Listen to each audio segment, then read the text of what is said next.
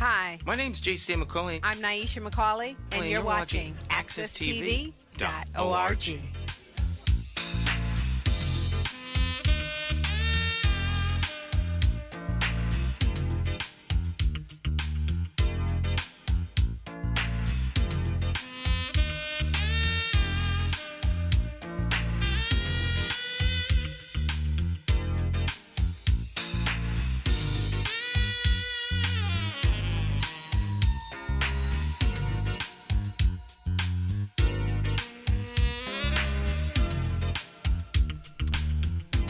All right. Well, it's not the Sunday show. It is the Tuesday show. I knew there was something I forgot to do. It's Morning Talk with me, your host, J.C. McCauley. And, of course, we have with us this morning Alphonso McGriff III.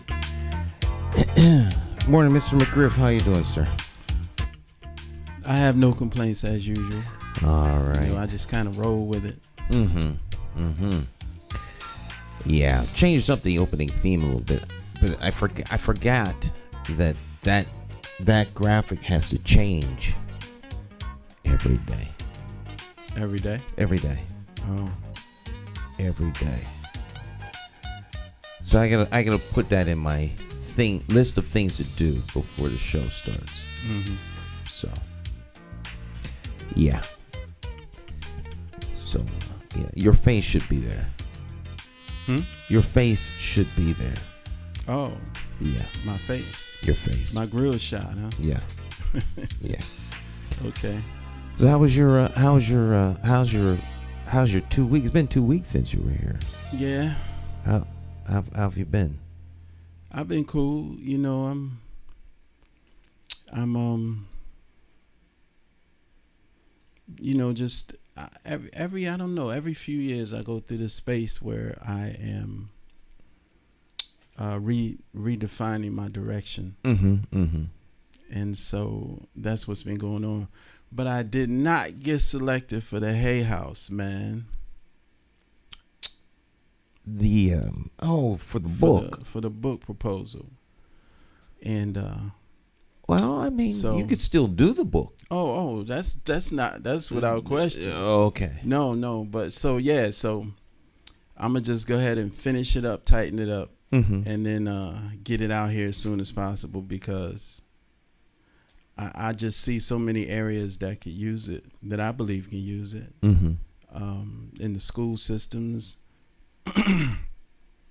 in corporate environments, in the prison institutions. I can see how it can be used in so many different areas to assist us with getting better at interacting with one another. So communication. Absolutely. And when you say interaction, do you limit it to communication or more broader interaction? It's communication mostly, but it talks a lot about taking responsibility for self, having a direction and guideline for what life is. So I've talked about it before, but I talked about these cornerstone life foundations. And according to me, based on my own limited understanding of things, there are 3 sets of cornerstone life foundations. And the first set is profit, power, and control. And that's the one, that I've declared that most Europeans operate from. Most European men move from a foundation of profit, power, and control. And the second set of cornerstone foundations is competition, conflict, and confrontation, the struggle to overcome, and a need to be validated by white people. And that's the African American set of cornerstone life foundation. And then the third set is understanding life, preserving life, and improving the quality of life for the whole. So the book deals with a lot of things, and what I would say suggestions on how to approach life in general, and not just harmonious and productive communication. Okay, so go over those one more time. These are cornerstones. Cornerstone Life Foundation. Cornerstone Life Foundation. The first, profit, power, and control, right? Yeah, that's the first. Yeah. Profit, power, control. Second is competition, conflict, and confrontation. Struggle to overcome and a need to be validated by white people. All right, I'll go over that. Do that one more time. The first of the three in the second set is competition, conflict, and confrontation. All right. Conflict, competition, conflict, confrontation. Okay. Competition, conflict, confrontation. 3 C's. Mm-hmm. 3 C's. There's a new movie out that really is could be the poster child for your second of the three. It's ingrained really in most things that are on television. It's a new Amazon Studios movie. They have a long way to go, but I mean, I should talk. What is it? It's the Tomorrow War. The Tomorrow War? Yeah, I think it's the Tomorrow War. It came out Friday. Sci-fi. It is probably the Pacific Rim was better. Did you see Pacific Rim? Yeah. Yeah, that was bad. Yeah. This makes Pacific Rim look like an Academy Award winning movie. I mean, special effects were off the chain. But it was just, for me, it's all the same thing. It's just same thing. It could be those Marvel things. Everything is about conflict. Conflict? Everything is about control. Confrontation and... Okay, so in that second set of Cornerstone Life Principles, the first is just like profit, power, and control. There are 3 aspects to that set of Cornerstone Life Principles. In the second set that I call African American Cornerstone Life Principles, competition, conflict, and confrontation is number 1. Competition, conflict, and confrontation. And number 2 is number 2 is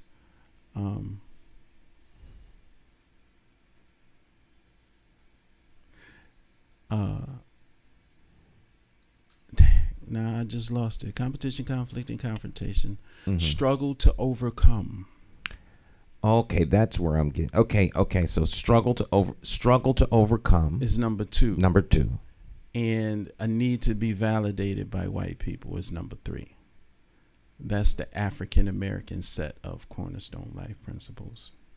And the need to be validated. And then ... by white people. Because, we're caught in the trap of constantly being concerned about what other people think with what we do and how we live. And as long as we continue to be concerned about what other people think, then that is a need to be validated. So it's not just by white people. But primarily, though. Primarily. Yeah, because the civil rights movement helped make white people our standard for what's best for us. Yeah. According to me, that's not necessarily everybody's truth. Struggle to overcome. I guess if you're always struggling to overcome, you will never arrive. There are intelligent well, let me say this. There are intellectuals Mm-hmm. who teach us and young people that our life is a struggle. Join the struggle, become a part of the struggle, and then spend our entire lives engaged in the struggle. Struggle continues. Right. And so that's just a horrible way to live. It's a horrible way to see life. And in one of my quotes in my little book, I said, if someone asks you to join the struggle, run as far away as possible, as fast as possible, as soon as possible. Life, there's this guy, Stuart Wilde, wrote a book called Life Was Never Meant to Be a Struggle. Mm-hmm. And I've heard other people talking about life becomes a struggle only when we're in denial.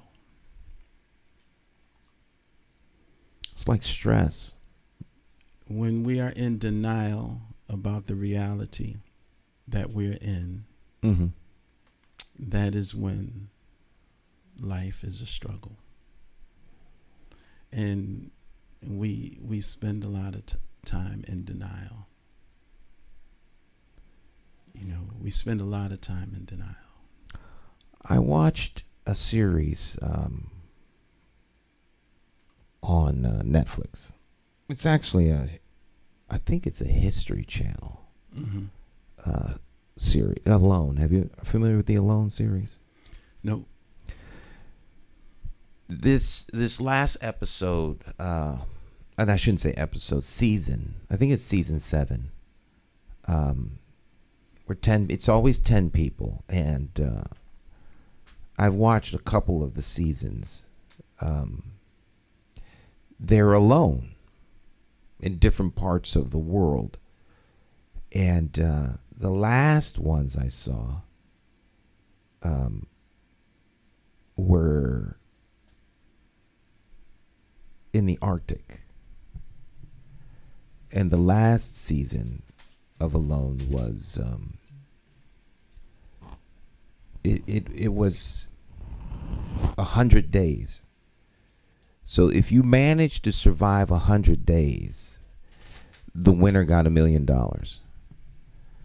But they were, you're alone. You literally are by yourself, and you tap out by calling in the people, and they come and get you. Tap out.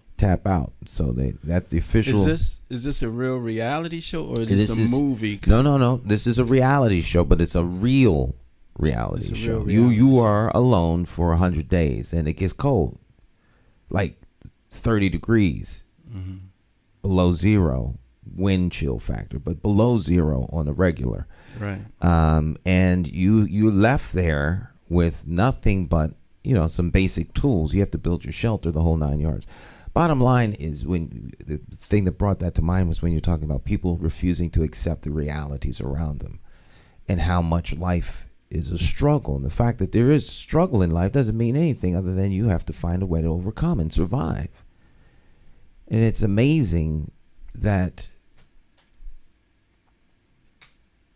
people being in denial of that, to me, is like the threshold which they can't get over. It's like that final rung on the ladder, and you can't get off the ladder. It's like you've climbed out of a pit that's 20 feet deep, and the last foot you can't get out. It's like where that denial is just that last foot, and then they can never get out of it. They can never get out of it. It's just, that's how my mind processes it, because if people would just accept that you are in this reality, so learn to live in it. That's what the forest is about. These people, they are living literally in the forest, in the wilderness, with bears and wolverines and the potential of slipping and falling and busting your face on a rock in the ice, broken shin, all the things that make you not be able to continue. A simple cut that turns into an infection, then if you don't leave, you're going to die. Losing 20 pounds of body weight because you're not eating.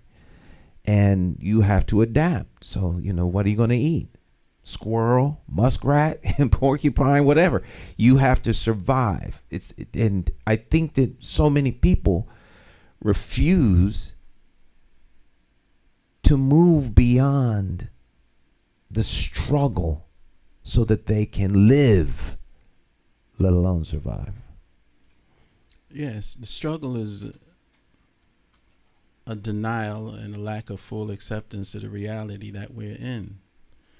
Full acceptance is accepting it fully and then deciding how to deal with it based on how it actually is. That's why I always talk about the forest and how in the forest there are beautiful things and there are not so beautiful things, and there are areas we can go, and I hear people say freedom is when I can do whatever I want to do and nobody can't tell me what I can't do. And I'm saying you can't exist anywhere and just do whatever you want to do. There are always certain restrictions based on the reality of the environment we're in. So just like being in the forest, there are certain areas we can't enter into because of the danger associated and all the other things associated with the forest. So it's just beautiful things, and there are not so beautiful things. The problem with many of us is that we get hit with a little poison ivy, and then we make the poison ivy our entire life. We build our entire reality around the poison ivy and that it gave us a rash, and we can't get rid of all of it, and it's always going to be here. So what do? We figure out how to fight against it. And, it's a fight that it just doesn't make sense, but because we locked into thinking in boxes, we don't really see the value of understanding the forest analogy and how life is the same way wherever we are, no matter who thinks they're in charge, no matter who has what titles, no matter who's making the rules. At the end of the day, we still have choices to make that can benefit us.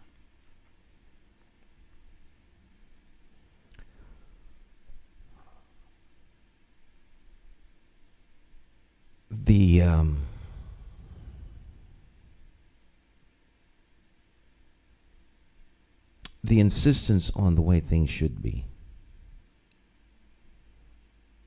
as opposed to the way things are, I think is, I won't say the ultimate denial, but a grave distraction. And that people will spend so much time trying to make things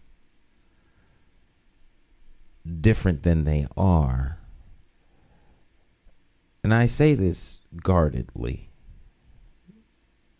because I don't want to suggest that you shouldn't strive for better or to create new things.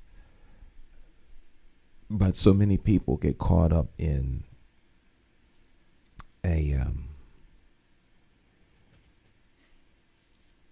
in the endless pursuit of changing the near impossible.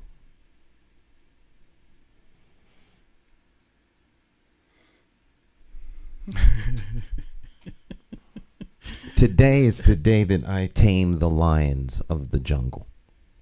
Yeah. When lions eat people. Well, all the lions have to do is, and then we'll be okay. Right.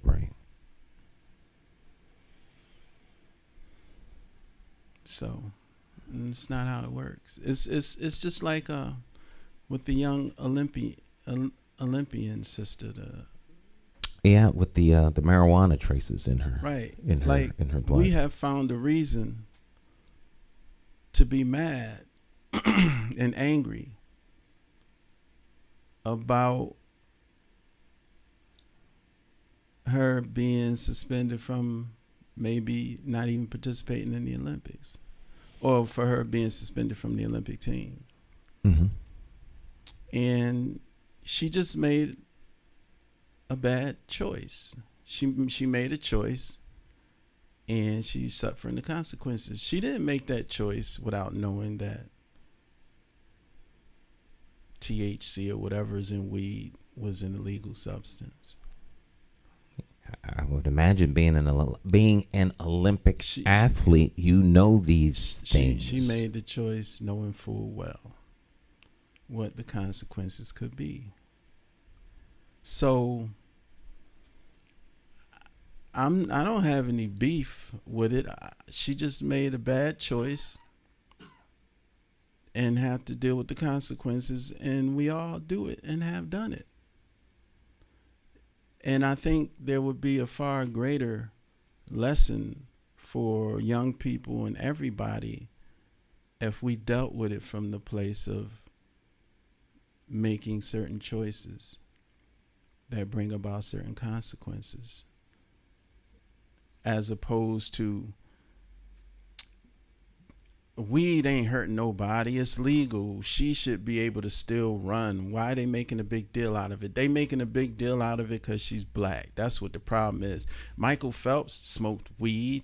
They had videotapes of him smoking weed. And why are we in that conversation? We only in that conversation because we in complete and total denial and struggle to overcome mode. None of that matters. Right. The only thing that matters, she made a bad choice for her reasons that made sense to her. And she has to suffer the consequences for that choice. Tragic situation with her, but if she'd have gone out and drank a fifth and got into a car accident. Man, that's not tragic. Smoking some weed and not being able to run in the Olympics. Oh, no, I don't mean that. I mean her mom passing. Her mom passing is right. Tragic. It's tragic, and but if she'd have gone out and got plastered, and got in a car accident, it would be she made a decision. There were negative consequences to it. She went and got high. Now there's a negative consequence to that action. Yeah. That's what I mean. So black folks are functioning like everything should be adjusted because they should understand. That's not how this thing works, especially with us. It just doesn't work that way, man. Right. Especially with the young gymnastics sister just wrecking everybody's nerves, just making young white girls wonder why am I even competing? Mm-hmm. She's just destroying everybody and everything. And then we have a young black female swimmer who's ready to go down there and clean up shop. And so right now it's just a lot of reasons to figure out how to calm us down. And that's just how this works. That's how they operate. And this is how it's always been. So to keep tripping and being in denial about this reality is why we stay struggling. So the struggle to overcome need to be validated by white people. Yeah, that's the third one. Mm-hmm. I see this all the time. Oh my gosh. All the time. I see this in decisions that are made. I see it on the political level. I see it everywhere. Instead of people standing up with some backbone, having some courage and stand for something and take your loss. But don't. Well, don't. This is the problem. The need to be validated by white people. I say ... white people. Mm-hmm. See, there's a need to be validated, period. That's at the root of our consciousness after coming out of 300 plus years of being enslaved. But the ... by white people comes with, they control how we pay our bills and send our kids to school and buy a house and cars, and they're usually the ones in charge of how we're able to manage that. So we find ourselves doing things so that they will continue to validate us so that we can continue to live this kind of life that we want to live. So the decision becomes more than just making a decision and accepting what comes with it. In many of our cases, in a majority of our cases, the decision comes with completely losing your livelihood. So, for instance, this woman on ESPN, Rachel Nichols, white woman, make a long story short, basically complained that this black woman got this job because of all the hoopla around race and all of that kind of stuff. And she's tired of it. It got recorded. And this was over a year ago. And the information, the New York Times released the recording and the information or whatever. And so now everybody knows about it.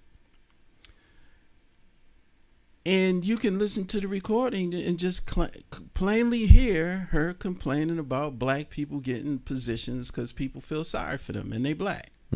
Basically is what she's saying, okay? Now, it's amazing watching Negroes in sports try to make a comment without upsetting white people. If you're going to comment on it, comment on what we all heard. But to try to scuffle yourself, I saw this one brother. He listened to the recording. No lie.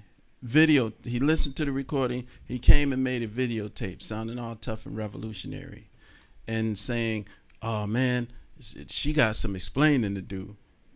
He knows her personally because he used to play in the NBA and the whole night. She got some explaining to do. I don't understand that. That's no lie. A few hours later, with the same clothes on, he makes another video. Well, I understand where she's coming from. I mean, look at us. We don't like when we work real hard and some white person get the job just because they white.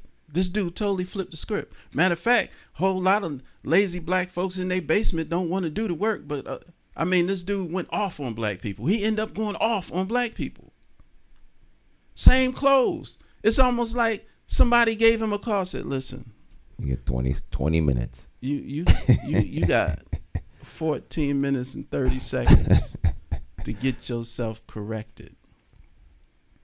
And that goes on with us constantly because in most cases, white people control the bag. The money. And we find ourselves compromising our self-respect, compromising our young people, our families, everything, because we don't want to make white people upset and sacrifice the money. So, and some of us don't have the wherewithal to just not say anything. That's always an option. That's always you an just option. don't say nothing at all. Just leave it alone, especially if you're concerned about being able to continue to pay for your kids to go to college and all that, because that's understood. We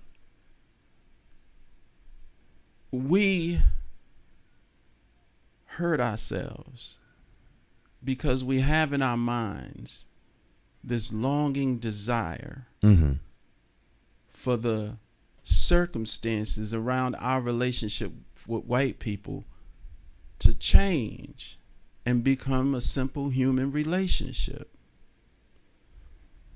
But that's not going to happen. It's just not. So we have to deal with the reality of the way things are, make certain sacrifices when we can, and when we can't, make moves that serve our best interests. But then the question becomes, how much money do you need before you're not scared of white people? We got multimillionaires who still scared. And that becomes psychological, heavy duty psychological. How many millions do you need before you're no longer afraid? And this is why we still enslaved. In America, if certain black people who are in certain blessed positions say something that makes certain white people uncomfortable or upset, they will use everything they have to punish us. So, to a major degree, many of us are still enslaved by the fear of losing our ability to generate money, make money. And that's and so when I speak to white people about so-called racism and stuff, I don't get into all of them gory details. I just keep it simple. Black people are still afraid white people gonna take their money. Black people are still afraid to make white people upset, and certain white people in particular.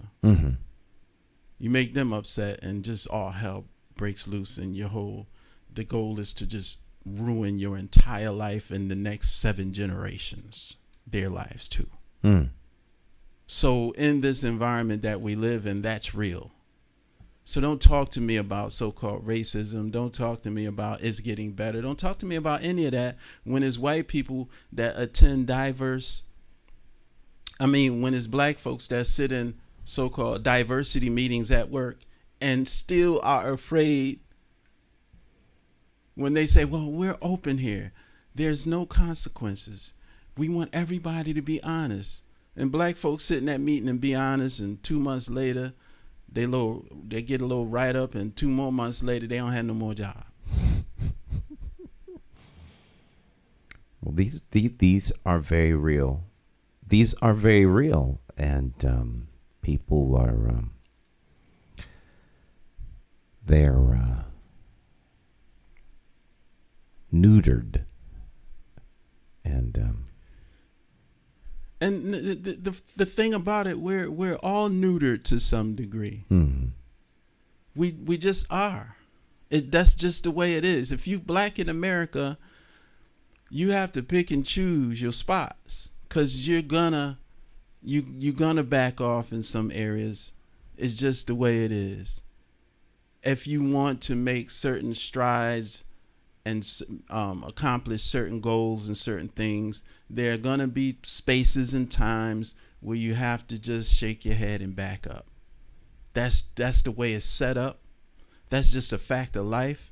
There's no need to feel embarrassed or humiliated or terrible about that reality, because that's just how it is in this reality in these times. Those things significant that we have a desire to use to project ourselves forward are controlled by white people.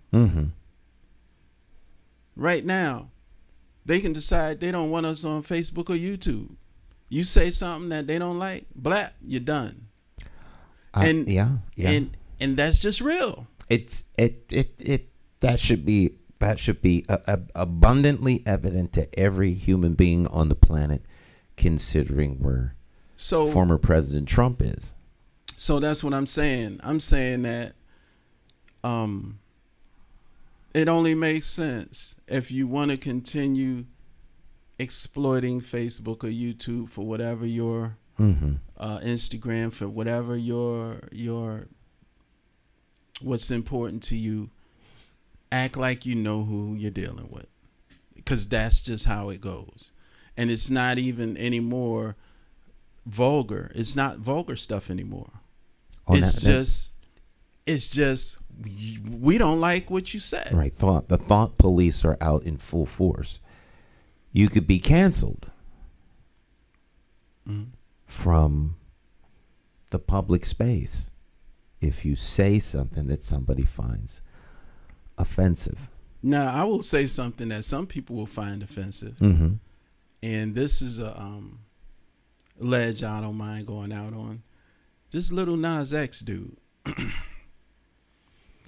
I've heard of him. I know who he is only from conversations I've heard, but I don't know any of his music. He did this performance on the BET Awards. It's these let me gather myself. This is recent? Yeah, so-called black award shows. This guy, Little Nas X, did this full-fledged satanic devil worship performance using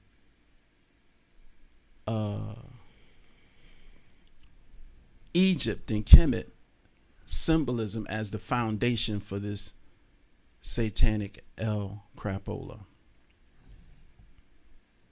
And this is going out on national television throughout the whole world, right? So I'm looking at I didn't watch, I saw it on YouTube. So I'm saying to myself, this is acceptable. Right. And I understand that in this reality, this stuff is acceptable. What I don't understand is why he didn't use Greek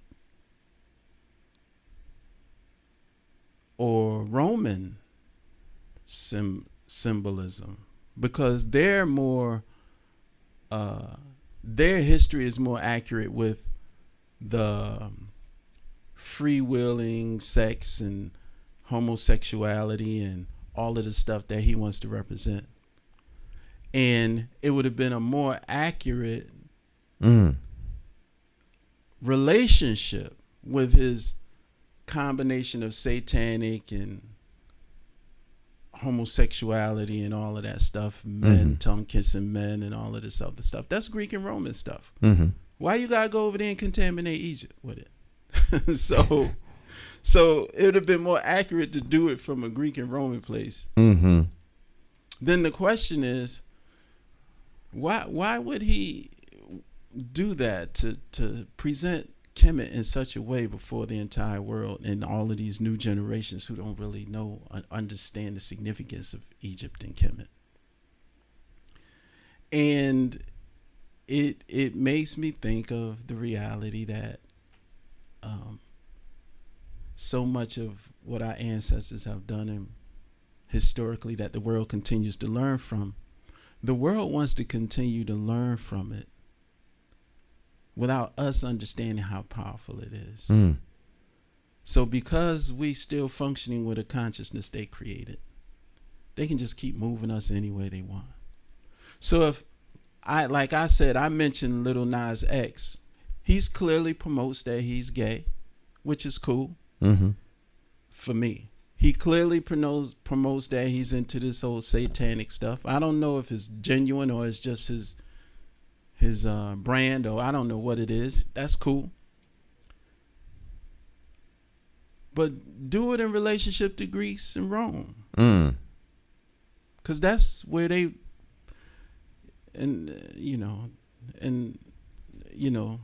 that church back in the day, and how they lived. It was standard to have a 12, 13-year-old boy for sex and just have a wife to make kids. This is how they live. So that's more in harmony with the kind what you promoting.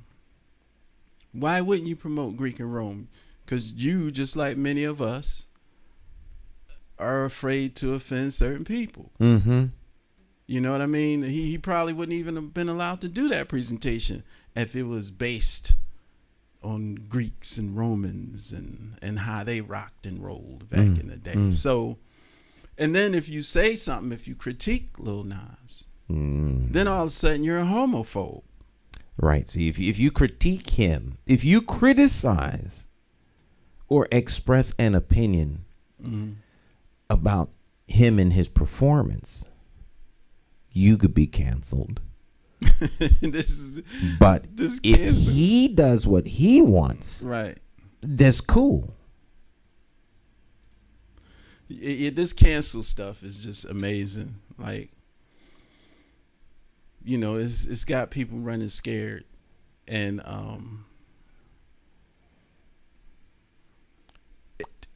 black people, you can tell we are out of our natural minds.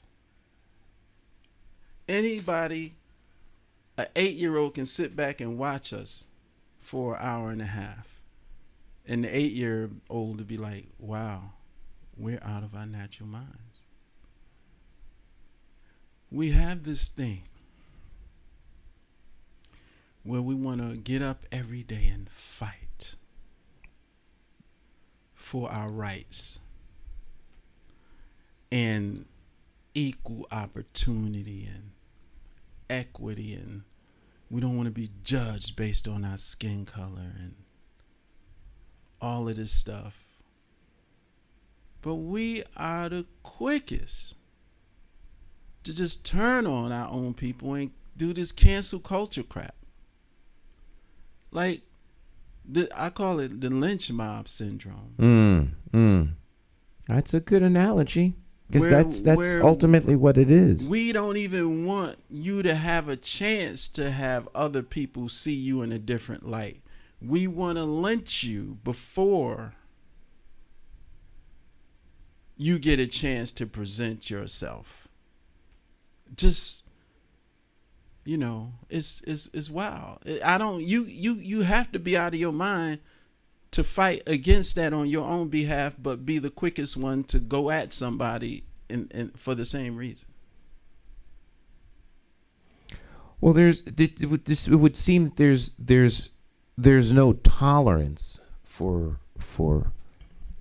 folks who have a different perspective. It's you know, I think that goes back to your conflict and competition, conflict and confrontation. You see, this is the thing. Everything is. Lil Nas, do your thing. Man, do your thing. This is the reality we in. Do your thing.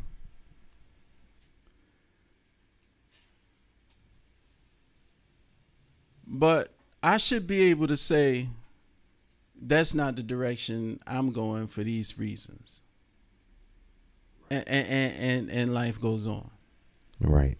But in this reality, that's not the case. It depends on who you say that with and what you say that could get you involved in this so-called cancel culture business.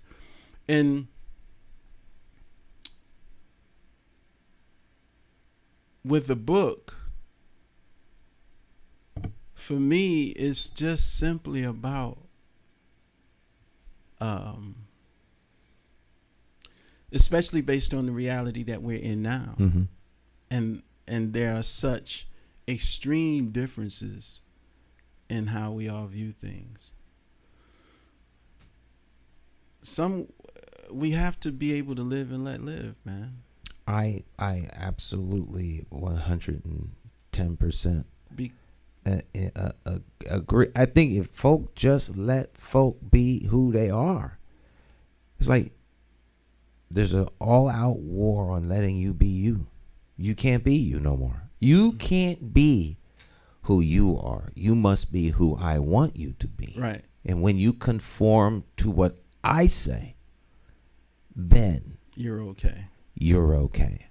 Until I change the rules tomorrow. And that's like everybody now. And I should in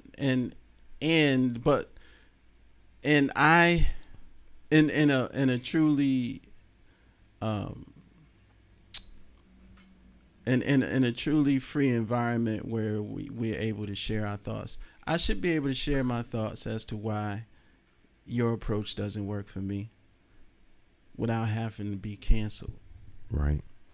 You know, do your thing, and you can share why my approach doesn't work for you. Mm-hmm. And without you being canceled. But we can't have that conversation without it going all the way to the extreme where somebody is being name called or canceled, you know. It reminds me of folk that was, put out to church because they disagreed with something that somebody in the power structure would say. So you're excommunicated. And it's really you're being excommunicated from the society for not walking in lockstep with what they with the new religious tenets of the new order. Mm-hmm. And these hyper beliefs. So competition, conflict, confrontation, struggle to overcome, and the need to be validated by ... white people. The third group, third cornerstone. There were three cornerstones. That one was number 2. Now, what's the third cornerstone? Yeah, we've been over that one. Understanding life, preserving life, improving the quality of life. Oh, that's a good foundation. For the whole. That foundation is a preferred. That's a life-affirming foundation. Life-affirming foundation. The other two foundations are lifeless. Lifeless. Yes, because there's no concern for life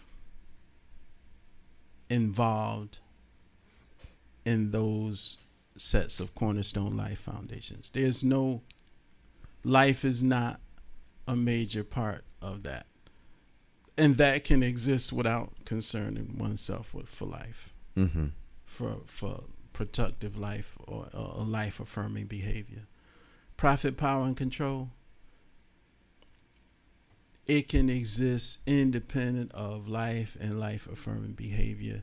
It's lifeless because it has no concern for life and life-affirming behavior. Competition, conflict, and confrontation, struggle to overcome, and the need to be validated, ... by white people. Mm-hmm. Lifeless. Because it has nothing to do with life-affirming behavior.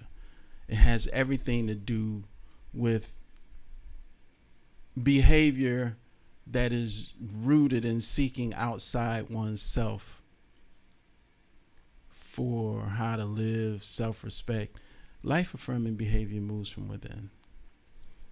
Okay, so the life-affirming the life-affirming cornerstones, mm-hmm. once again, are understanding life, preserving life, and improving the quality of life for the whole. When one understands life,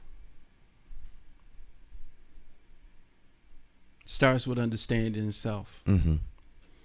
And this, for me, it has worked in an awesome way because the more I begin to understand me, the more I begin to understand life and how it works outside myself. the more I begin to understand me, the more compassion I have for life outside myself. The more I begin to understand me, the more I begin to understand how to move in a life-affirming way. Mm-hmm. So it's not about anti-life. You know, it's life-affirming. Understanding life and preserving life is the same thing. When I do things, whether it's how I eat and how I move and how I take care of this physical vessel Mm-hmm. that we're occupying,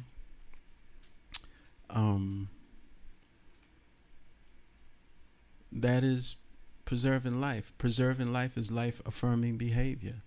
Preserving life includes not doing anything to contribute to destroying life. Mm. You know what the ultimate in the preservation of life is? What? In a communal body, Mm-hmm. or in a community that functions like a body and Mm-hmm. body parts, Mm-hmm. the most significant,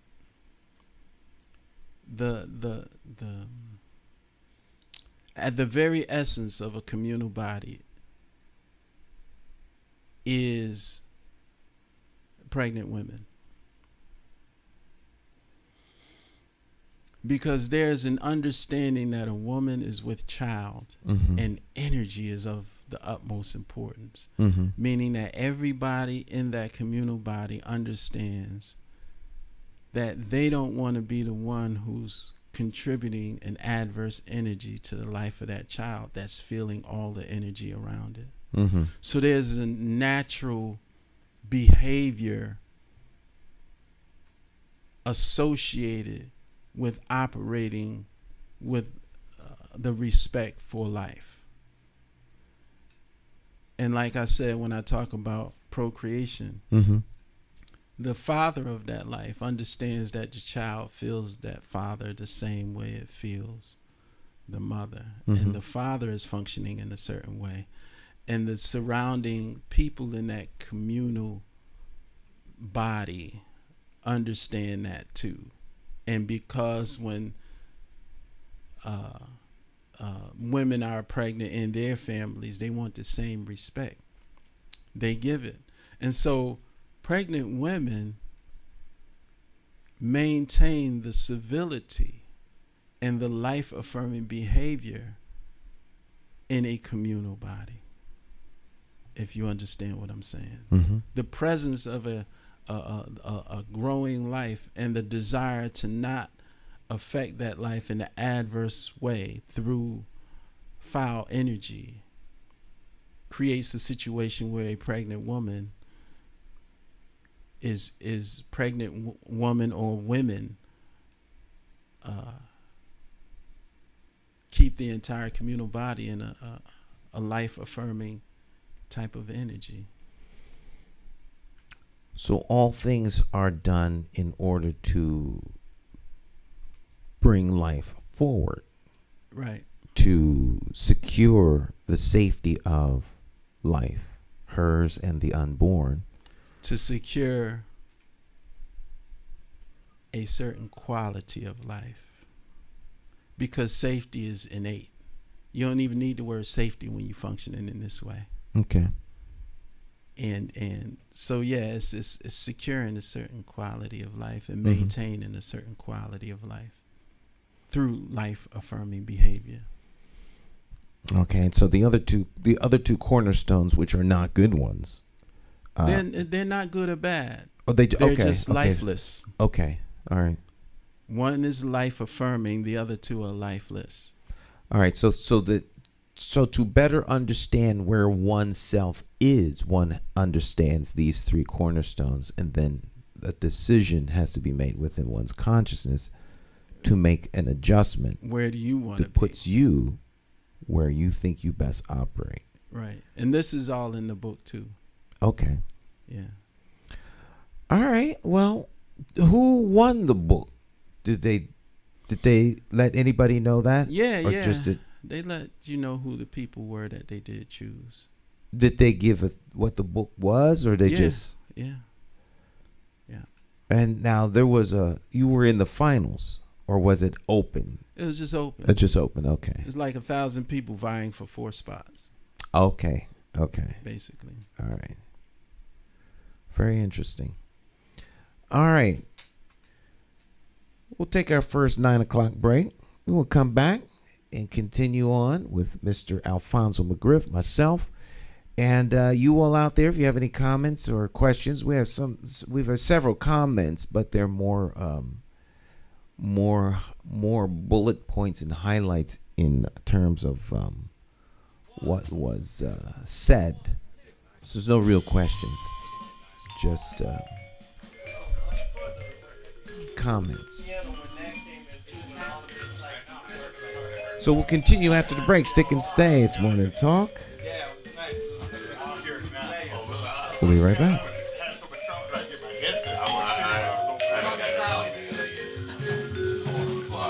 That's you. Well, it's just like the old days, right? Where you just flip.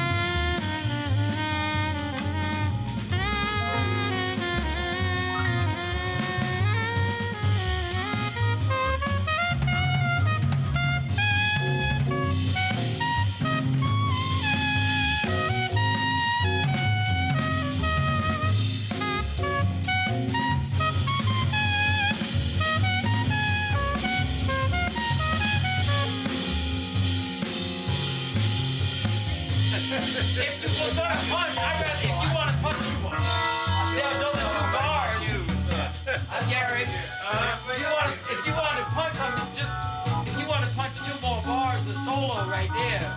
I could. If you want to do that. Yeah. Or you can leave it like that. I kind of like it like that. It might be a hole. Leave the space. Change! Because I can do that. Because the percussion could fill that anyway.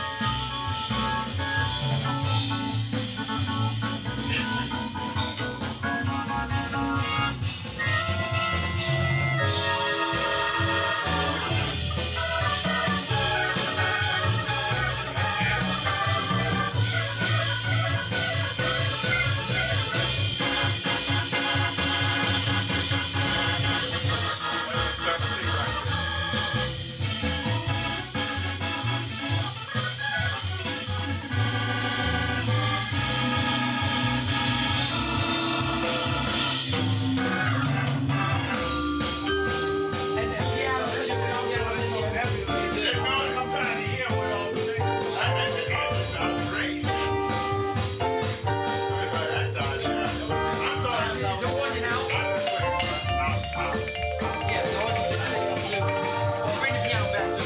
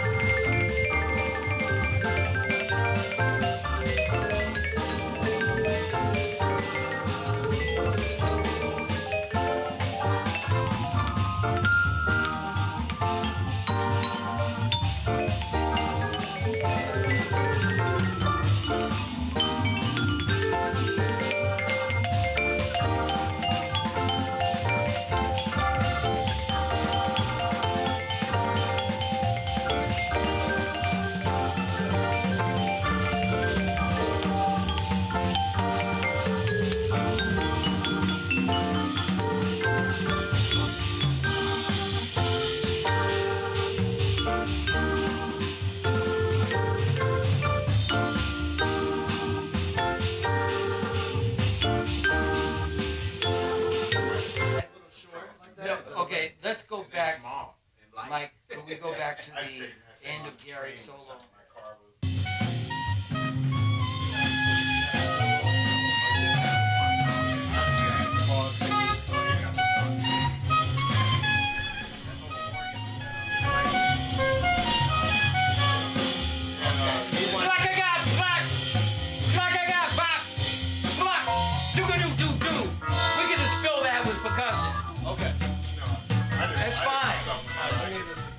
Jay Hogarth in a recording session, and that was a lot of fun. Stick and stay. We'll be right back after this. Independent thinkers are Puerto Rican, Mexican, Peruvian, Indian, Bosnian, Italian, Irish, Jamaican, African American, European, straight, gay, Nigerian, transgender, Christian, Jewish, Muslim, short, tall, skinny, rich, poor, happy, sad. Some of us hold a PhD and others a GED. And though we may be Democrats, Republicans, or members of the Working Families Party, we all have escaped the plantation of party politics and become independent thinkers because we as individuals are more than a party. You see, independent thinkers come from all walks of life. And the one thing we all have in common is that we love, live, laugh, and learn in the city of Hartford. We are the constituents, and the government of Hartford belongs to us. My name is J. Stan McCauley. I'm an independent thinker, and I approve this message because it's time to stop towing the party line and vote for a candidate you can trust. You too can escape the plantation of party politics if you have the courage to free your political mind.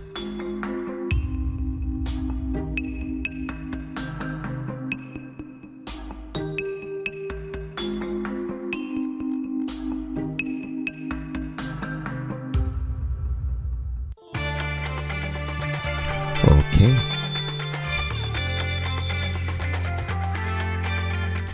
It's Morning Talk with me, your host, J. Stan McCauley. We got a champion of talk here with us this morning, Mr. Alphonso McGriff the third. Welcome back to the second half of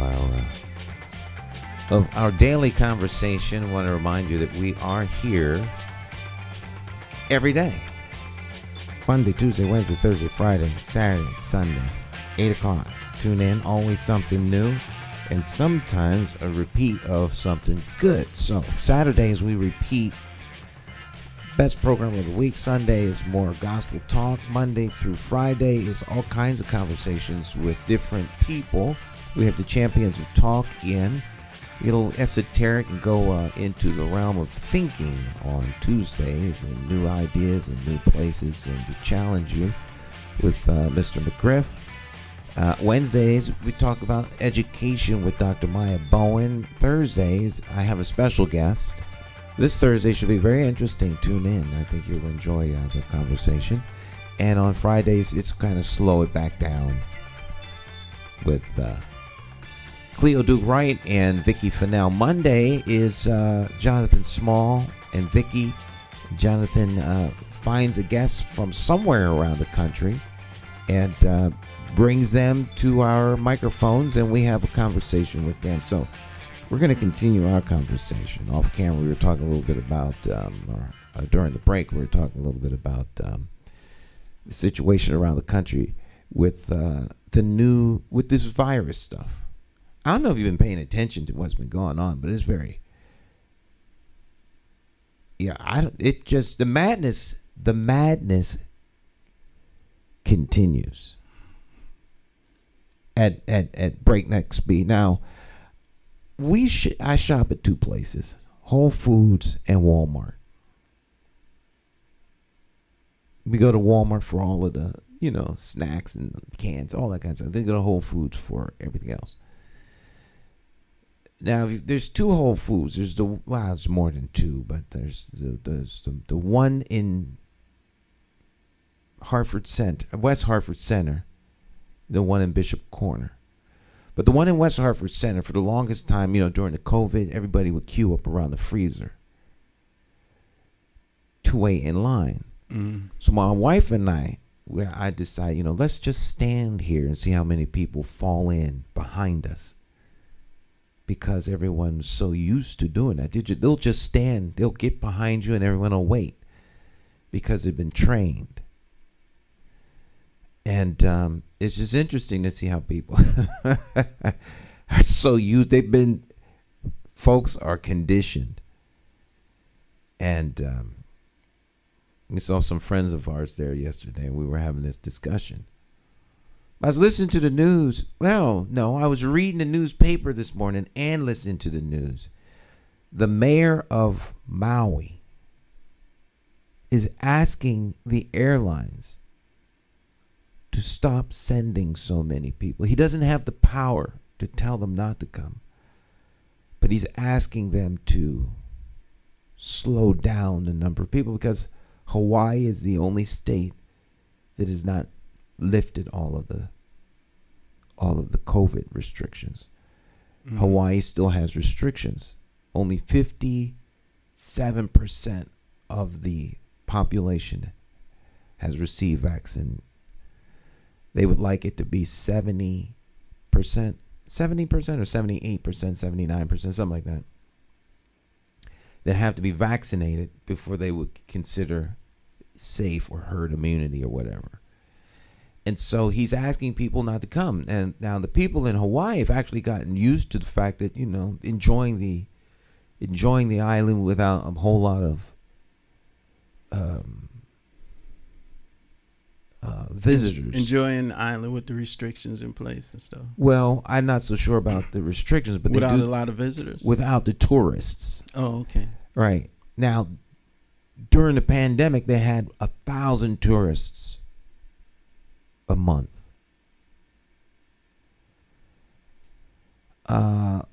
This month or last month, whenever the month is that they're making the comparison to, it was 200,000, 253,000, something like that, in 1 month. Mm. Up from the year before, which was 1,000. Before the COVID, they had 270,000. So it's almost back up to where it was. But you still have mandatory quarantine if you go to Hawaii. But in spite of that, people are still coming. And the mayor of Maui was saying, look, you gotta slow it down here. We don't have the help. One, for tour, just people not coming to work for the, working in the hotel industry, the hospitality industry. They don't have the help, and hospitals are still stressed. So he's making a plea. Now, the other thing I heard was And this was really interesting. This was on the 50,000 watt flamethrower, TIC. Your boy got another hour. Oh, yeah? Yeah. Todd's on from 2 to 6 now. Rush is gone. So they made some changes, TIC. And this morning on the news, they were talking about the officials are waiting to see the uptick from the July the 4th holiday. Now, last year, they were telling people don't gather because of the potential uptick. I heard absolutely nothing about the potential of an uptick before the 4th of July. In fact, it seemed to me they were doing everything possible to get you to get on a plane, gather with family and friends, go out and be with people, take your masks off, go out and it's good to be back again. I mean, that was the feeling I got, that they're really trying to tell people. But now it's the Delta variant. The Delta variant is in all 50 states. The rate in which the Delta variant is moving seems to be twice as fast. And I can't help but think that the experiment continues. How will the vaccine hold out if people gather together without masks from those who have taken the vaccine? If you've gotten both shots, go out, gather with friends and family in the open, at bars and restaurants. They're all open again. Go on out there and spread it, live it. And then they can see a continuation of the experiment.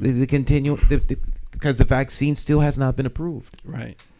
So we're still in an experimental stage. And I think now part of that experiment is to see how well it holds up under the conditions of being out there freely. Even though you can still get this. They've always said the vaccine does not stop the spread of COVID. They emphasize that. The vaccine does not stop the spread of COVID. But the commercials and stuff imply that you have less of a chance to get it, more than they imply what they've always said, that if you do get it, you won't get as sick. There's a really subtle implication that if you have the vaccine, you have less of a chance to get it.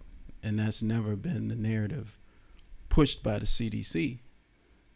But that's been implied in all of the messages I've seen, and television, and even people are convinced that they have less of a chance to get it because they've taken the vaccine. And then I saw where, okay, so with this heart inflammation thing that was going on with young people. Oh yeah, hearts were blowing up. And then they were, well, we're suggesting that for the young people, if you had the first, don't get the second one. Don't get the second one.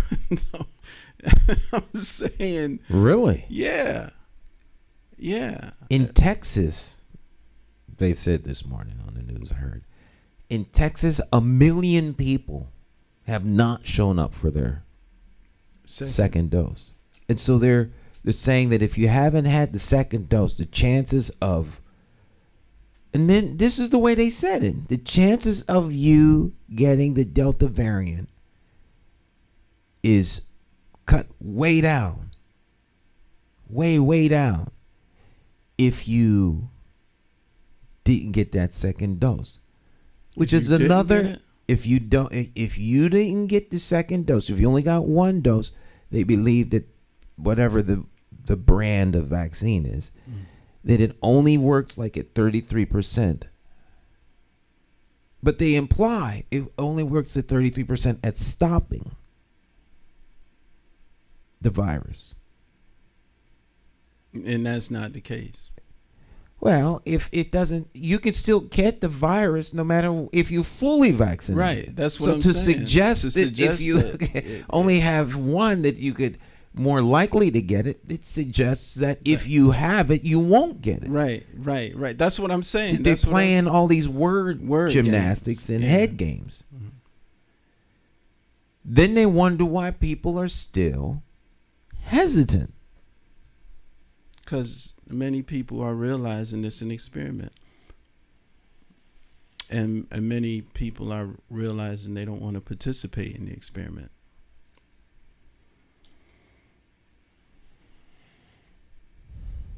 And, it's some pretty heavy videos out there with people having these adverse effects. And their kids having adverse effects from the vaccine.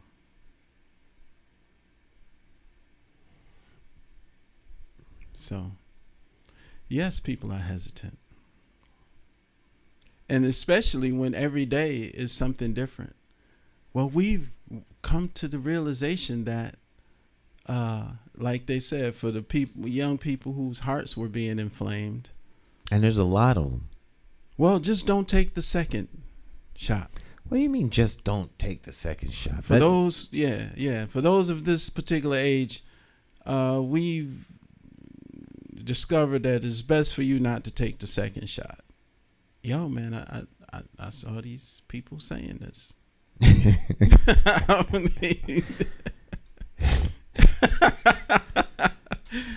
Yeah. Mm-hmm. I still say, the Xantex commercials. My kids, 11 and 10 years old, sitting in the kitchen, because we eat dinner in the kitchen, and we have a television in the kitchen. And so the commercials be playing, and for those that understand, the commercials are on the television screen. They be, he be, we be. So, and, the drug commercials come on. And, of course, they're listing everything that could possibly go wrong. And the kids always key in on it. And they're like, well, why would you even take this stuff if it can cause death? That's the big thing that they ease you into in certain cases has been known to cause, the results can be terminal. They don't say you could die. And in some extreme cases. Mm-hmm. And so, but there's nothing wrong with the virus medication. There's a method to the madness, though. You know what the method to the madness is? What is that? Because they've understand that we've seen all of these commercials. Mm-hmm. In order to overpower that,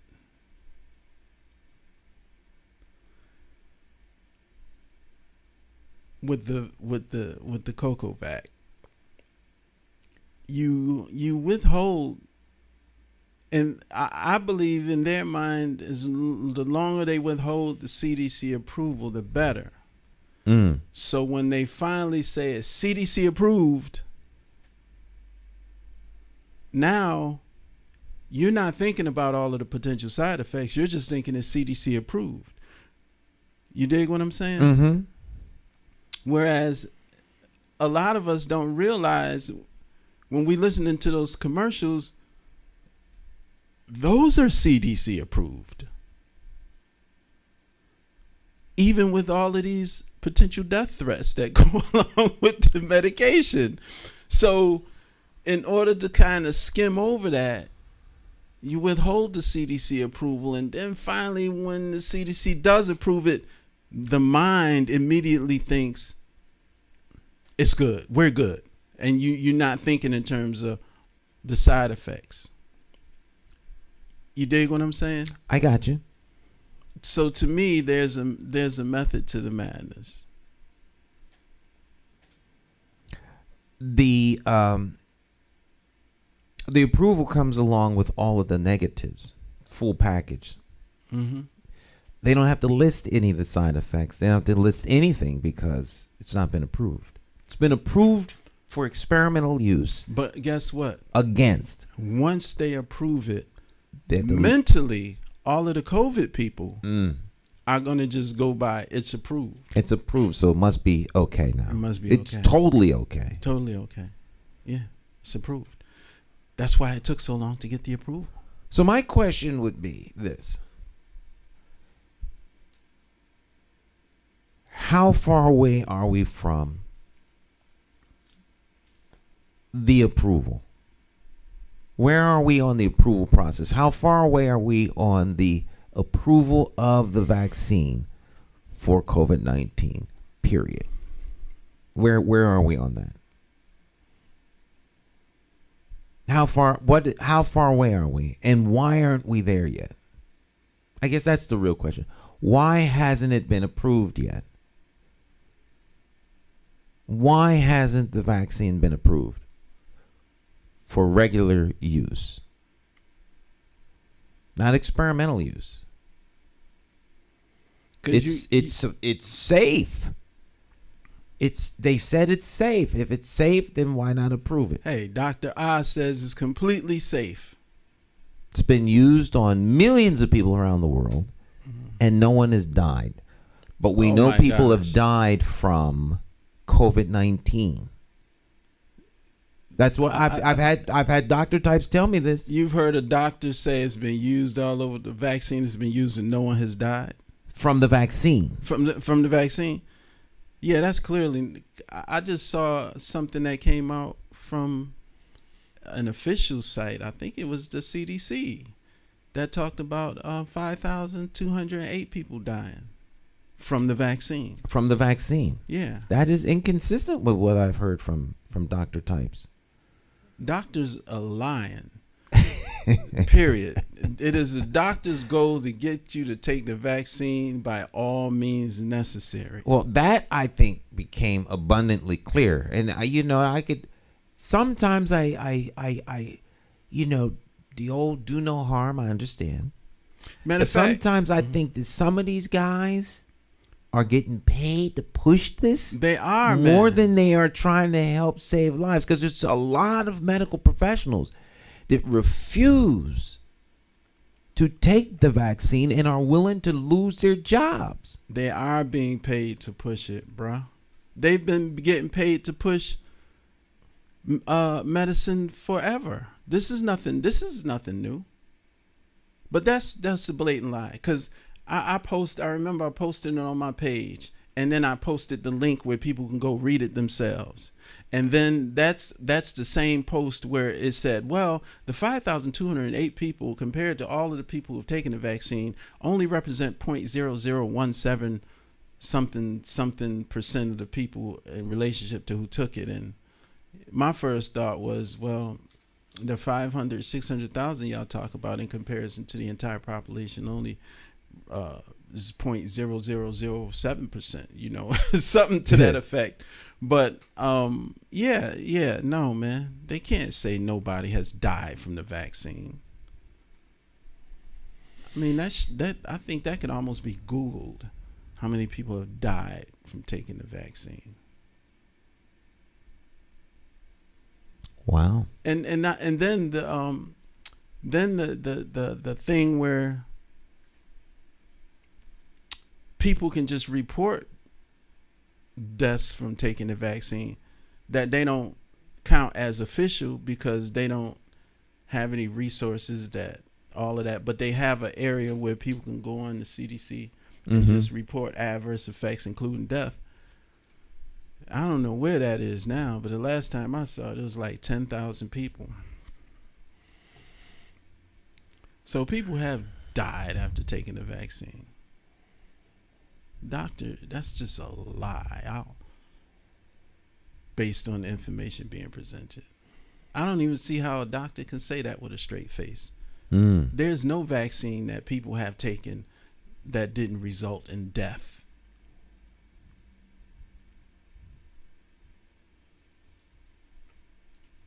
Not even the flu. The flu and other vaccines that have been given to people throughout all of these years, none of them can say there's not been not one death associated with taking this with the vaccine. I think that's an irresponsible statement. The United States government is using vaccine as part of their enticements. Not only that, but this thing ain't even a vaccine yet. It can't even be considered a vaccine until it gets approved. So it's not a vaccine. People are calling it one. So it's just still for experimental use only. Yeah, it's an experiment. But they don't want to use the word experiment, so they got everybody acclimated to using the word vaccine. It's not even a vaccine. It hasn't qualified to be a vaccine, according to Alphonso and my limited understanding.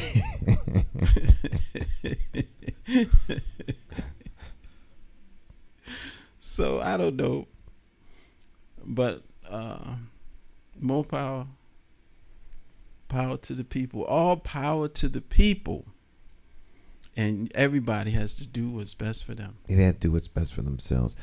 One viewer says here, once the book is published, how can it be placed in school systems, libraries, textbook lists? That's what's taken me so long, because I want it to be so right. You don't suffer from analysis paralysis. Get it finished and then take it apart to make it better. No. I want it to be, when I say I want it to be so right, meaning I want it to flow and to make sense. And a very, very huge awakening for me took place when I was working on the book proposal. When I saw the structure that they gave us to go by, and how the structure helped me. The structure was such that I end up redesigning how the whole book was presented. And so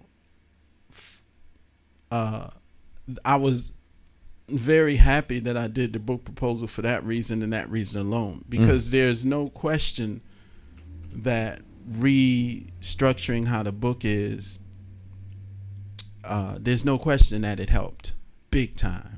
It helped it flow and everything. Now I've been, like I said, I've been to Jamaica in the mountains twice working on this book. And even after that,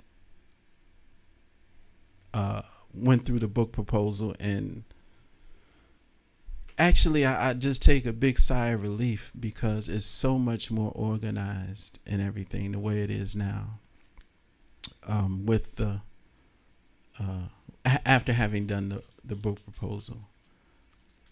And the book proposal is what forced me to restructure the whole thing. So yeah, so I'm not freaking out as much as I am just tightening up, because I want it to be kind of required in schools and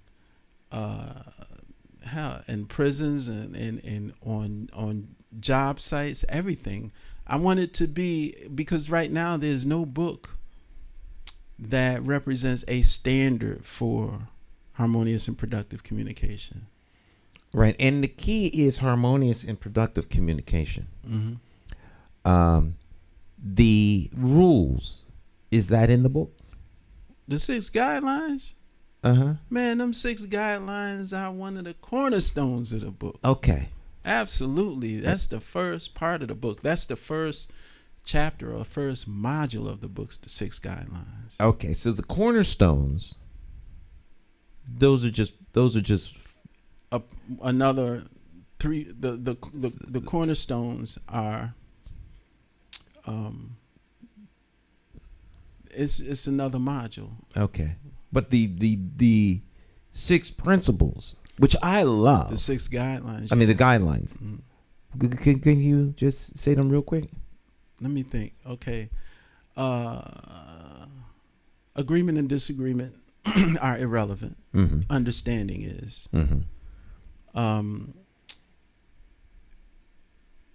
We never tell a person they're wrong.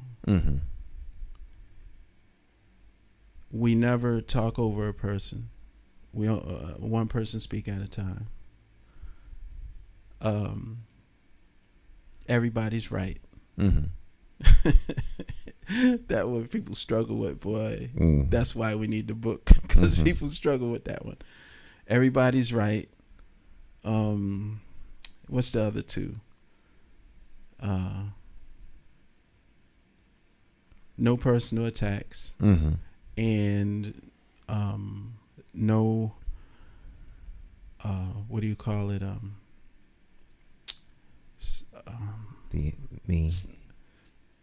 No, yeah, that one. I'm trying to think of what I call that. Passive aggressive behavior. So passive aggressive behavior, you know, a person's speaking and you're shaking your head like, no, you're wrong. Or you sitting right in the front of the person speaking and you don't like what they're saying, so you just pull out your phone and just act like you ain't paying attention. Or they're speaking and you just keep raising your hand like you can't see that they see that you want to say something. So, yeah, so that was the other thing, yeah. I use those principles when I conduct my meetings, when I chair my meetings. I think that the principles should be right there with, Robert's Rules of Order. Maybe how those are, Robert's Rules of Order are well established around the world for how you conduct a meeting. But to me, before the Robert's Rules of Order can happen, you have to have a climate where you can have a productive, harmonious interaction. And for the sake of discussion, no one is wrong. All ideas have to be considered. To declare someone wrong is to dismiss their idea before you've had an opportunity to totally hear it, flesh it out. And highly increase the chance for a confrontation. Right. So, and speaking over people. So let them talk. We got plenty of time. Because I chair a organization that meets every week, which is unusual. Most organizations don't meet 52 times a year. They don't meet weekly. They sometimes will meet once a month, once a quarter, semi-annually. But once a week is unheard of. But we meet once a week for 2 hours on the record. And we always have a 2-hour after meeting that's off the record. And those are the short after meetings. We've had 4-hour after the meeting meetings. So we have plenty of time for you to be heard. There's no need to talk over someone, because you wasn't heard in the first 5 minutes. So just relax. We'll get to you. But the whole 6 hours, as it has been at the longest, we employ that methodology. And let so and so talk. Consider, because to me, the reason that you're coming together to meet is to come up with a solution that requires everybody's input, and you can't have all the input till everyone has an opportunity to say what needs to be said, synthesize, try it out. It's about the solution, not about me or you. It's about what to work here. It's like leaving out an ingredient when you're baking something and you wonder why it didn't come out right. It's because all the ingredients are there.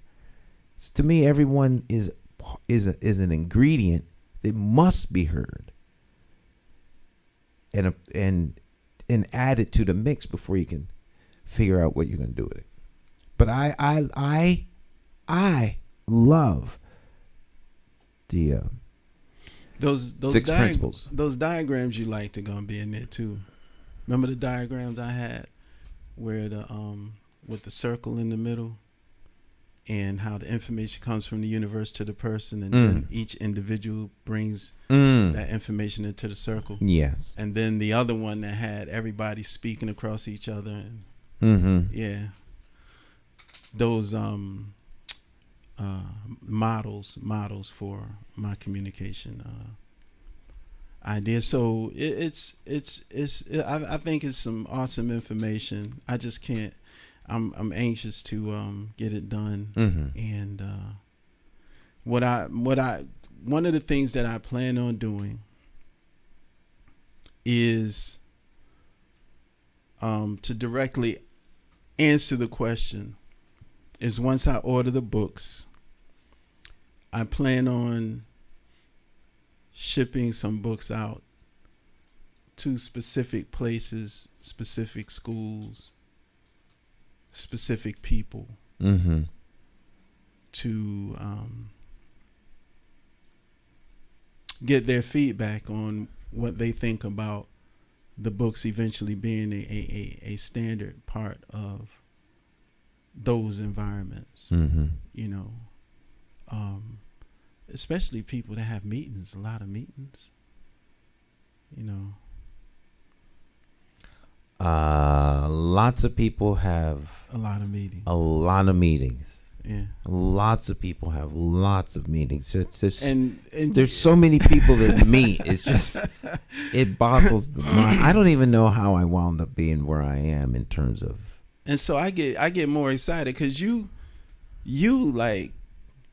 freak out just on the 6 guidelines, which is the first module, and there are 30 modules that include those 3 life-affirming cornerstone life foundations and the explanation for each one of those. So, you know, it is exciting.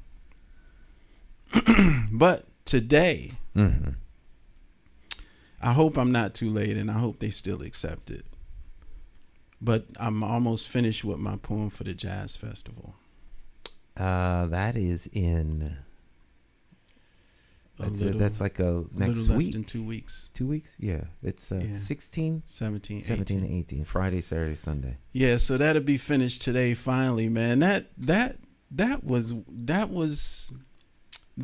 presented me with a really good challenge. Oh, okay. You know, and it wasn't easy to write, especially with how choosy I can be, and then with the unlimited amount of information to pull from for each of the genres that I chose to speak about. It is just one heck of a challenge, but I should have that finished today and send it out and see if I'm still good. Well, that'll be good. So that'll be done, and then it's time to finish up the book, man, and get it moving.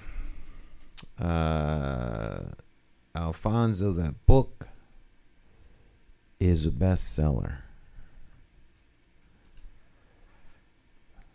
Now's a great season to have this book on shelves and embraced by open hearts and minds.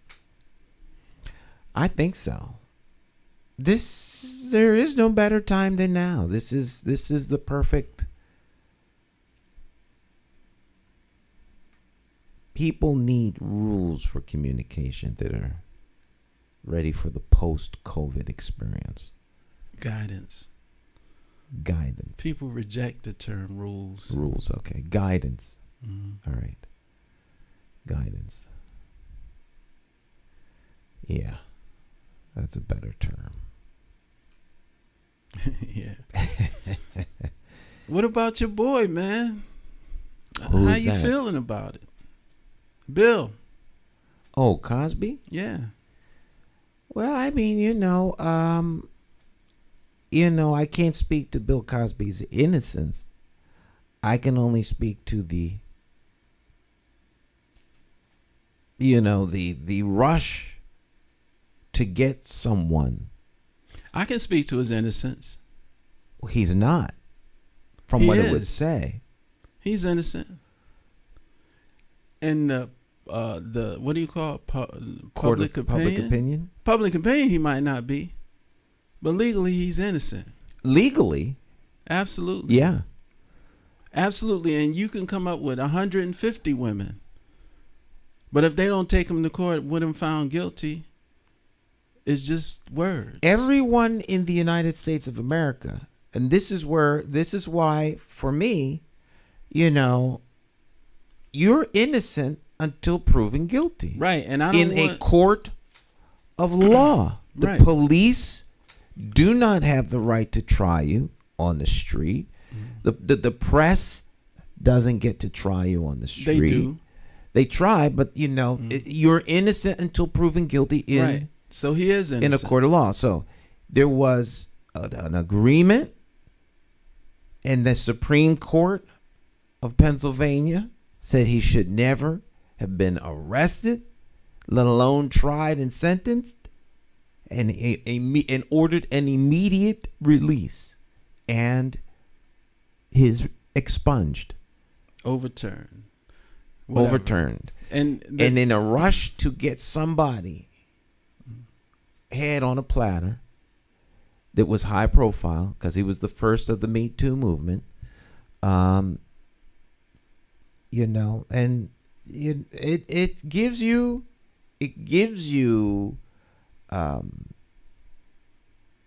I won't say hope, but it can remove the absolute dismissive attitude that one could understandably have toward the legal system, because it takes a while, but And then there's a rumor going around that he said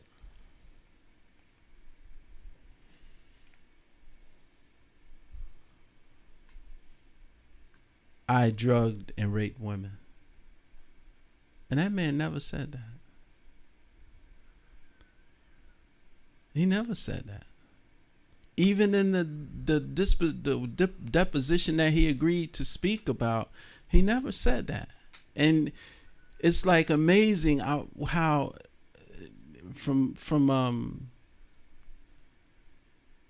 it's amazing how powerful these 6 media outlets can be in transforming the minds of the Stepford people. The mask is so he's not guilty. He is innocent. Mm-hmm. And I'm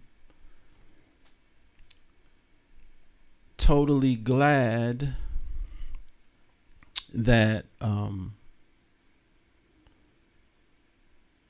that lynch mobs can't convict you. At least not in the United States. Not in the United States.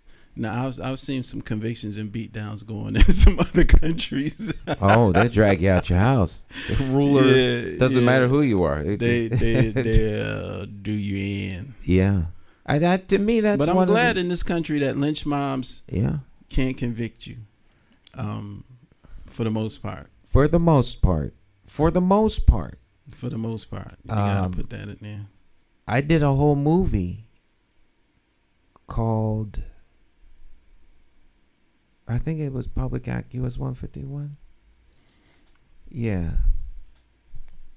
We did I wrote and produced a little movie, Public Act US 151, many years ago. After was it Clarence Thomas? No, it was Bill Clinton. Mm-hmm. The Monica Lewinsky and Bill Clinton thing. Because it was before he came forth. But the idea or the notion that you can make an accusation, and be the accusation, you're guilty. And now you have to prove your innocence. You're guilty until proven innocent is the new way that it goes out. And my thing was that if the president of the United States can be accused and assumed guilty, then the rest of us don't stand a chance.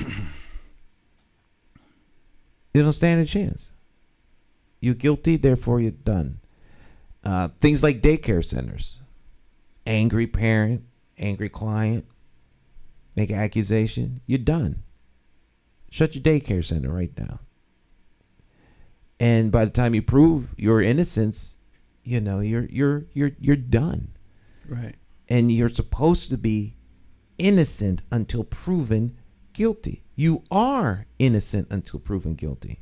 And I think it is reckless of those in the press or anyone else that until the court of law makes the determination, you have not been, no one is in a position to make that assessment. And even then, it's kind of sketchy, depending upon the evidence. You can have your opinion. Opinions are dime a dozen. That doesn't determine someone's innocence or guilt. Right. Guilt. It doesn't determine somebody's guilt. Right. Because they already innocent. In this country, you are innocent. That's my problem with the way the police treat. Now, I understand how the police are, but that's my problem. When the press and the police say, well, he has a long rap sheet. That's not the issue. You don't know that when you pull somebody over. You don't know that when you're chasing someone. Right. I mean, even if you knew the reason for why you arrest, detain, I have no problem with that. Suspect. All right. It is what it is. Life ain't fair. You've been accused. So you're suspected of. But that's where it ends. Guilt can only be determined in a court of law. And you get to have a jury by your peers. In America, allegedly. In the United States. Yeah. Right. Which is why a lot of people come to this country to do business contracts and things like that, because our laws. It isn't voting that makes America a place where there's democracy. It's the rule of law. The rule of law is what separates us. Not the vote. It's the rule of law. So if the law says you are innocent, period, until proven guilty. Yeah, I'm gonna stay out of that democracy part. I'm gonna let that leave that to the politicians and things and such. Right. Well, I mean, from a political point of view, yeah, they like to think that it's your right to vote, but no, it's the rule of law that makes it a place where everybody is. Folk don't follow the rules of law. Well, they still trying to hinder and make the idea of black people voting more of a challenge than it needs to be. So, in 2021, so again, yeah, well, this is the reality of America. That's a reality, right? And it's funny how that no one wants to talk about voter suppression, voter theft, vote interference in towns that are all one party. Because that's where it happens the most, on the local election in one party towns where those things happen. Because it always serves to keep those in power. And they get to make the rules and change the rules ad nauseum. But as you suggested, that's another subject for another day. Yeah, man. Yeah. Well, your book should be out soon, and I can't wait to have a copy so I can look at it. We're gonna expedite the process turn all the attention and focus onto it, finishing it up, Mm-hmm. and getting it printed. Absolutely. Yeah, I can't wait to get it to you so I can get your thoughts on it. And Dr. Maya, the education person, Mm-hmm.